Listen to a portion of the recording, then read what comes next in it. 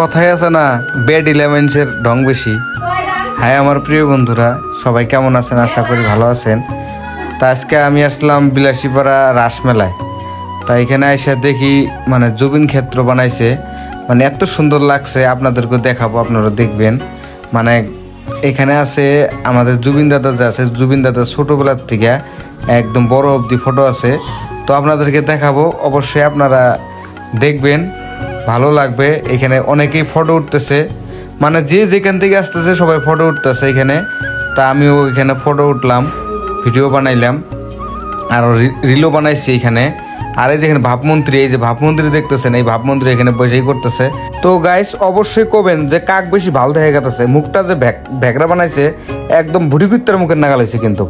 তা আপনারা বলবেন যে কাকে বেশি সুন্দর লাগছে, এটা কমেন্টে জানাবেন অবশ্যই। তো দেখতেছেন এখানে আমাদের জুবিন দাদার ফটো ছোটোবেলার, আর ফটো দেখে আমার খুবই মানে দুঃখ লাগছে আর কি, মানে এই মায়াবী চেহারা দেখে খুবই মানে খারাপ লাগছে। তো যাই হোক, আমি এখানে আসছি এই জন্য আপনাদেরকে দেখাইলাম যে এখানে জুবিন ক্ষেত্র বানাইছে, ক্ষেত্রটা কীরকম লাগলো অবশ্যই আপনারা কমেন্ট করবেন, লাইক করবেন, শেয়ার করবেন। আপনাদেরকে দেখালাম।